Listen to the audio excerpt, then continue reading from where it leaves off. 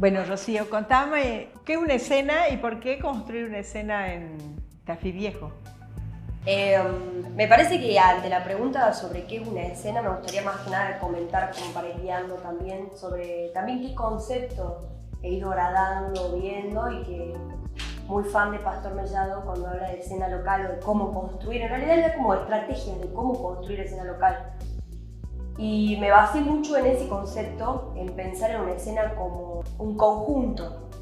Y en ese conjunto de cosas acontecen determinados aspectos que son los que van permitiendo, permeabilizando la construcción de la escena.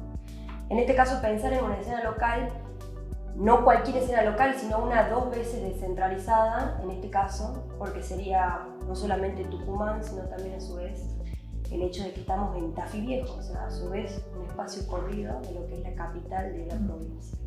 Pero hay una cosa que es interesante a tener en cuenta, y es que yo hace poquito lo he contado a mis alumnos, que el primer marido de Mariquita Sánchez de Thompson, no, el segundo marido, fue un tal de Mendeville, que era aficionado al arte, era embajador, era diplomático, y el tipo ese, viniendo, ya viviendo que fue un pésimo marido, les cuento, ¿no? A las feministas, entre las cuales me involucro. Él, sin embargo, era un aficionado al arte y dijo una frase muy importante que la rescata Juan Hacha y dice, en una comunidad pueden existir objetos artísticos, pero si no hay una mirada sobre esos objetos que construya una lógica discursiva que otorgue valor y sentido, lo que tenemos son objetos, no historia del arte ni crítica del arte. Entonces, bueno, esa frase que yo no sé si exactamente de Mendeville la dijo así, y tampoco sé si exactamente Juan Hacha la dijo así en una de sus visitas a Tucumán, pero lo recuerdo vivamente, pone de manifiesto esto, que vos podés tener en un territorio, en una comunidad, producciones artísticas, incluso de gran valor estético, pero si no hay una mirada que rescate, que mire y distingue ese valor para construir un sentido sobre el cual la comunidad construya a su vez identificaciones, eso no pasa nada. Bueno, esa también son una de las estrategias que plantea un poco también Pastor Mellado. El chileno, Pastor Mellado. Bueno, él te va tirando también esto como esto sucede, o sea, va a haber siempre objetos. El problema es cómo se contienen. Claro. ¿Qué es lo que va formando? ¿Qué es lo que fortalece esa escena? Y uno de los fortalecimientos también que él hace hincapié constantemente es el trabajo con las instituciones. A mí me pareció como súper importante pensar en Fulana también como no hay muchas galerías. Eso es algo que no deja de sorprenderme de Tucumán. Hace poco estaba teniendo contacto con gente de Córdoba y lo que me pasaba con Córdoba es que veo cosas muy parecidas. ¿En qué sentido, no? En que Córdoba también tiene como un espacio institucional como la universidad. O sea, está el espacio de formación. Eso ya es de la gente muy importante. Y sin embargo, está minado de galerías Córdoba. Como, hay mucho trabajo con artistas jóvenes, con artistas ya establecidos. Hay mucho movimiento de galería. Entonces pensaba también en Tucumán, que tiene características parecidas, ¿no? Como tener una institución tan fuerte como la facultad en Tucumán. Y entonces me pareció como también... Lo que pasa es que para que exista galería vos tenés que tener un pequeño mercado. Para que exista un pequeño mercado vos tenés que tener una clase social con un poder adquisitivo que esté dispuesto a apostar a esa cosa rara que se llama obra de arte. ¿Qué hace una persona con dinero en Tucumán? Invierte su dinero en terrenos o en dólares, pero normalmente no se le pasa por la cabeza decir voy a adquirir obra de arte, porque jamás piensa que esa es una capitalización. Exacto, bueno. Ahora bien, la obra de arte es una capitalización muy extraña, porque cuando un coleccionista ama su colección, su dinero tiene valor cero. ¿Por qué? Porque no va a vender, no va a revender. O sea, lo que compra un coleccionista enamorado del arte no es para revenderlo. Sin embargo, todos sabemos que muchísimos bancos de gran peso internacional directamente compran obras que guardan en sus cajas fuertes, ¿no? Y por ejemplo, por supuesto no compran a la Carlota Beltrame, le compran a Van Gogh, compran un Van Gogh. Y eso es, para ellos, no es la mirada del coleccionista, sino la mirada del inversor. Del inversor, exacto. Bueno, esto es un diagnóstico en realidad lo que estamos haciendo. Estamos como diagnosticando qué sucede en nuestra escena y ver qué Bueno, hace. Córdoba probablemente tenga Claro. una clase media alta de poder adquisitivo dispuesta a invertir en arte. Claro. O sea, ¿sabes qué? Más ilustrada. Bueno, Claro. no quería decir... No, por supuesto. Exacto, no quería decir, pero sí tiene mucho que ver. Bueno, en este diagnóstico en el que estamos pensando, cuando me contacta Pamela, bueno, que es la gestora que maneja todo el espacio, y me comenta que era su intención ahora habilitarla en Tafí Viejo, bueno, pensando en todo lo que también venía significando Tafí Viejo en este momento como movimiento, me parece súper interesante ese desplazamiento, ¿no? Ese desplazamiento del centro que no es fácil. No es fácil y me parecía también que tratando de abordar un poco lo que fue la curaduría de esta muestra, la estrategia fue esa, ¿no? Por eso creo que también planteé el nombre de esa manera como territorio posible o territorios posibles. Como ese modo de habilitar o de pensarse fuera del centro. Bueno, pero también hay cosas que tenemos que distinguir. Hay galerías que plantean su espacio como un negocio. Sí. Y tienen muy en claro eso. Y hay iniciativas de gestión independientes que plantean sus espacios para contribuir a la construcción de sentido de una comunidad y vender. En lo posible, si eso sucede, pero mientras tanto se sostienen con subsidios de la comunidad que ofrecen las instituciones comunitarias. Es muy distinto, son muy distintas las formas. Y hay mixtos, porque sí hay muchísimos galeristas que tienen una gran conciencia del rol que cumplen en el mundo del arte, aunque plantean, se posicionan como gente que hace negocios, gente que pone un negocio y que vende un producto que tiene una gran carga simbólica, pero no deja de ser una mercancía. Exacto. ¿No? Sí, totalmente. Bueno, creo que la forma de aglutinarnos a los tres fue un poco de todo esto que estamos hablando, de pensarlos así, porque a su vez ellos tres son como, no son parecidos. Sí, de eso hablábamos. Fue como un desafío, porque me parece que un poco, ¿no? El rol en mi trabajo era pensar cómo organizarlos, cómo aglutinarlos, cómo hacerlos conversar entre ellos.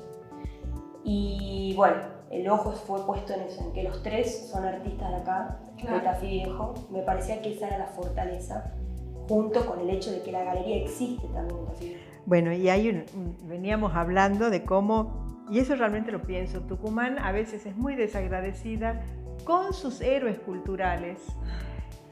Cuando digo esto porque tenemos, bueno, desde Lola Mora hasta pasando por Ezequiel Linares, que se valoran, pero no se...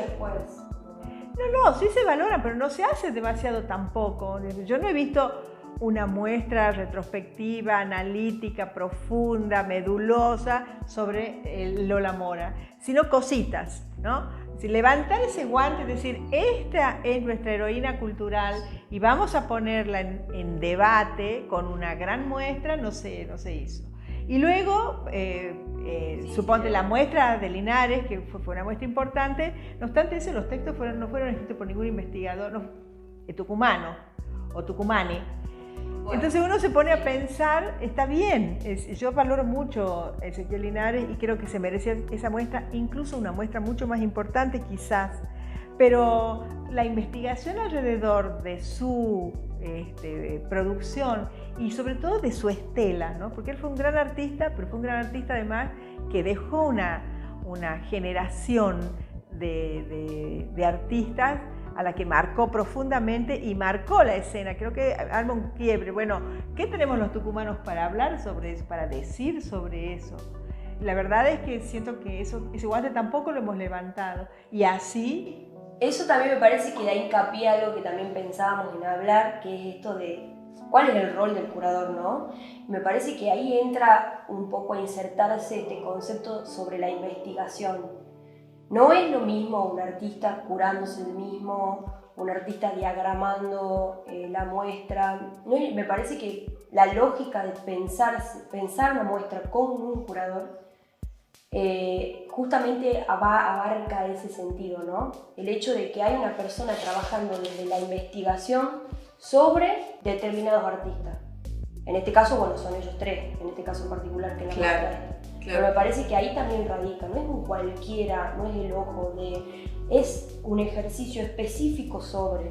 Bueno, además hay algo que a Tucumán le ha costado asumir y es el rol, digamos, teníamos muy pocos investigadores e investigadoras, teníamos muchísima producción artística y Tucumán siempre se ha destacado por eso.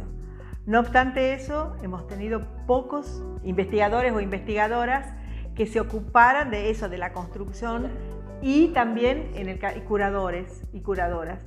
Por eso me parece súper valioso que empiecen a aparecer una generación muy joven que se interese en la investigación y que se interese en indagar sobre nuestra escena, porque la verdad que yo tengo que decirlo que soy de la generación intermedia, el cansancio que a veces provoca ser analizado desde otras escenas, como en el caso concreto de Buenos Aires, ¿no? Hemos vivido envíos de Buenos Aires de pensadores cuando vienen y que hacen lecturas que a mi juicio son equívocas sobre nuestra escena. Bueno, justamente es eso lo que, tercer diagnóstico acá va, que me parece que tiene mucho que ver el hecho de que no haya tanto proceso, tanto interés sobre la investigación como sobre la producción, que tiene que ver también, bueno, acá va una crítica institucional, con la universidad, la formación. Es realmente muy triste tener 5 años de cursado en la licenciatura y nunca tener un abordaje, una aproximación a una epistemología. Yo la he tenido, pero porque he tenido que buscar por medios externos y siempre autogestionados, con mucho trabajo, cómo abordar procesos de investigación. No es cualquier cosa. Exactamente. Hay estratificaciones, hay orden, hay metodología, hay conceptualizaciones específicas. Entonces creo que también rescato. Lo que pasa es que la Facultad de Artes, hasta hace 2 años, tenía una currícula cuya mayor énfasis estaba puesto en la producción. Sí. Y era una herencia del proyecto spilimbergiano que ya llegaba con sus últimos flecos, con sus últimos estertores hasta nuestro tiempo, pero si vos veías el programa de Spilimbergo y veías lo nuestro, te dabas cuenta que continuaba esa influencia poderosa en la que se apoyaba concretamente en la producción, por la carga horaria de los talleres.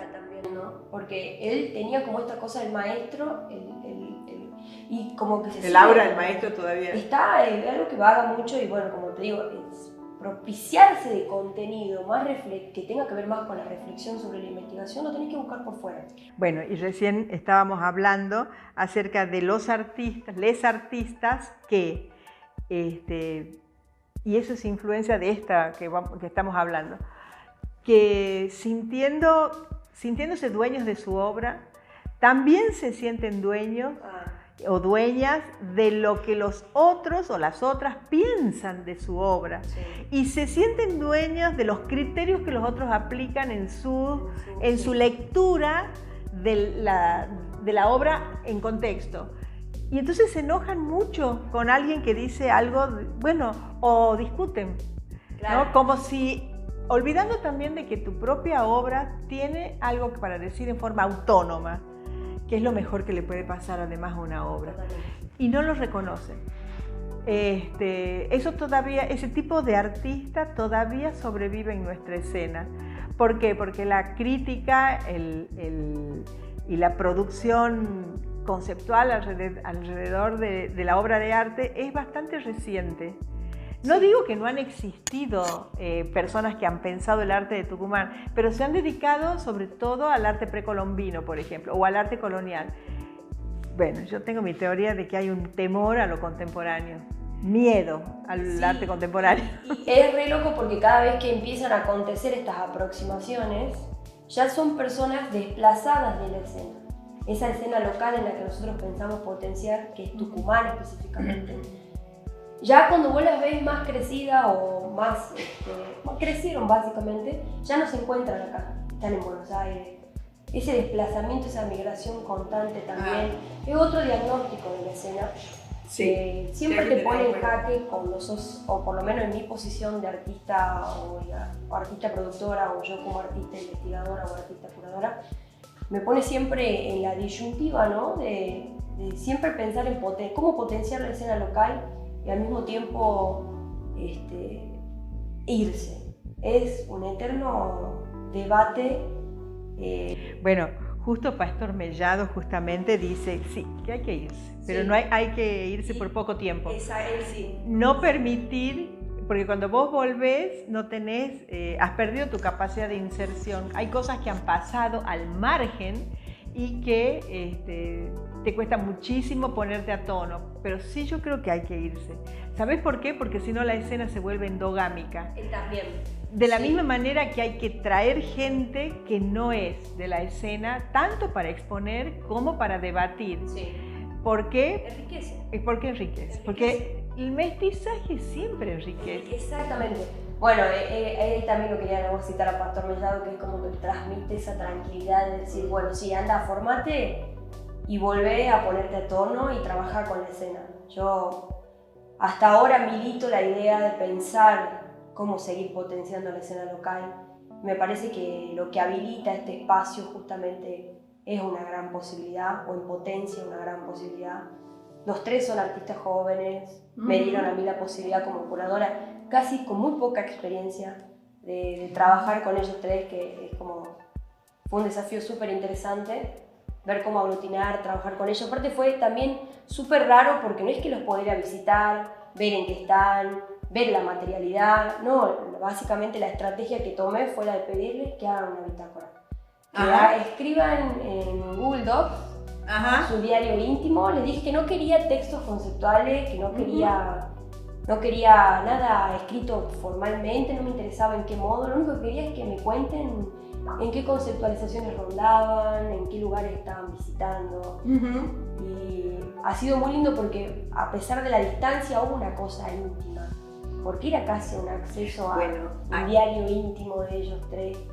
Acá aparece una cosa que nos tiene en vilo a todos y a todas y a todes, que es la pandemia. Sí. La pandemia, ahí yo la verdad que soy una privilegiada porque he podido estar en mi casa, me depositaban mi sueldo todos los meses, trabajaba, por supuesto, he trabajado muchísimo y me he cansado mucho, pero he tenido acceso también a conferencias de todo tipo. Y una de ellas ha sido varias conferencias de Bienal Sur, ¿no? Encuentros de Bienal Sur, así, virtuales, remotos, etc. Y en uno de esos encuentros en donde se hablaba de la curaduría y de los roles de museo, uno de mis curadores amados, que es Miguel López, que trabaja en Teorética en Costa Rica, él anunciaba, pero no estaba solo, lo decían todos, de que los museos y la gestión curatorial se iba a concentrar en lo local, que ya no tenía, la pandemia había puesto en entredicho los traslados carísimos, las bienales alucinantes, los intercambios costosos.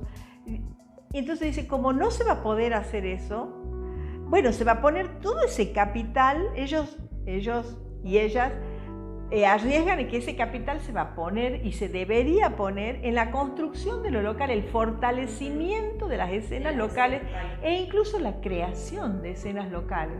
Yo quiero decir que a mí esas charlas de la Bienal me han llamado profundamente la atención. Ver esos personajes tan reconocidos de pronto pensando en serio en una federalización. Tuve un momento de... no sé cómo explicarlo, no quiero ser tan severa. Pero tuve un momento, ahí uno siempre tiene la ilusión de... A mí si tuviese la posibilidad de no tener que irme a Buenos Aires, de no tener que estar en esos espacios, por supuesto que siempre la ejecutaría desde ahí. Entiendo la necesidad de la mixtura, ¿no?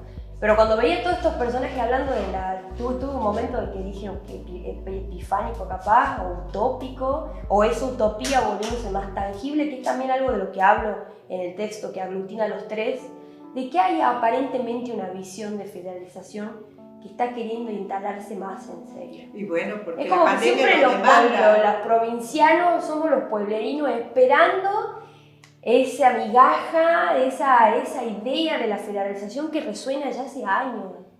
Y ahora aparentemente hay como una intención que es más punzante, Bueno, más fuerte. Seamos objetivos. ¿Sabés por qué esperamos la migaja? Porque el dinero está concentrado en la cava. Sí. El dinero de la Argentina está concentrado en la cava. El arte, digamos, el producto artístico cuando sale a la escena, se mueve en un lugar, en un territorio donde el dinero circula muchísimo. Y el dinero está en la cava. Claro. El dinero no solamente para la adquisición de la obra, sino para su circulación y su consumo. Sí. Entonces, históricamente ha sido Buenos Aires, o la Cava, la capital federal, que era cuando yo era jovencita, la que manejaba todo el caudal de dinero que se ponía en la cultura. Entonces llegaban acá efectivamente migajas. Yo comentaba hace poco que el 85% del presupuesto del Fondo Nacional de las Artes, hasta los 90, incluso después de los 90, te diría hasta los años 2000, se invertía en la Cava. El 15% se repartía en el resto del país. Eso se dio vuelta. Eso se dio con políticas, decisiones políticas. Sí. Y lo mismo en su momento, bueno, el rol que cumplió la Fundación Antorcha, que salió a hacer su diagnóstico de escenas por toda la Argentina. Bueno, y ahora... Esos son los movimientos importantes que es lo que también develó la pandemia y la cuarentena. Han surgido esto que siempre, me acuerdo que siempre hemos tenido estas conversaciones en clase de cómo le costaba a los artistas organizarse, y de pronto aparece Tabif, de pronto tenés un tarifario, de pronto tenés acceso a conocimientos como esa pregunta que siempre teníamos de qué cobro por mi obra, qué cobro por mi trabajo. Hoy no tenés más que abrir un dossier, claro, y ya tenés información que a su vez está recopilada no solamente con artistas de Cava, sino también de provincia, que se han sentado a tomar. Muy valioso. Eso es muy valioso y es trabajo muy valioso y bueno, creo que también hay también una visión de vuelta a lo colectivo. Eso también creo que la pandemia va a ser un punto de inflexión, como ha sido un punto de inflexión algunos momentos históricos o ciertos personajes como, lo voy a decir, Américo Castilla en Fundación Antorcha, que decide, según mi lectura, que he vivido esa época, dar vuelta, decir, voy a salir a hacer un diagnóstico del resto del país para construir mis políticas. Sí. Eso que parece una tontera ha sido revolucionario. Sí. Y además ha tenido un efecto contagio sobre instituciones del Estado como el Fondo Nacional de las Artes. Ustedes han vivido otro momento. Ahora me parece que la pandemia ha generado un punto de inflexión en donde fulana galería adquiere un sentido y una potencia que quizá no lo hubiese tenido el año pasado, sí, ¿no? Totalmente. ¿Por qué? Porque la necesidad de mirar hacia lo local, sí, y además capitalizar las nuevas generaciones que van construyendo su voz. Sí. Y yo eso valoro muchísimo. Totalmente. Fue lo que también puse en valor desde la curaduría, ¿no? Ese gesto que se está viendo también a nivel país, como un poco, de esto. Me gusta mucho, ahí la cité también un poco a Rita Segato cuando ella habla de que la estrategia para Latinoamérica siempre va a ser volver a estrategias que nosotros ya teníamos antes, no las que se nos impusieron, no el modelo europeo que tratamos de sostener y siempre caemos, no entendemos por qué erramos y qué es lo que nos sale mal, por qué, y básicamente porque no es para nosotros. Estoy pensando en una frase preciosa. Y ella siempre dice eso, volver a lo comunal. Pero esa frase es de Simón Rodríguez, que dice, o inventamos o erramos. Ajá, bien. Bueno, y Pastor Mellado tiene este conversatorio también en el que dice, él empieza diciendo, por suerte no está todo hecho. Me parece también, esa frase también me ha habilitado, es como, dije, sí, vamos a crear nuevos mundos, territorios posibles. Exacto. Eso, básicamente. Bueno, gracias.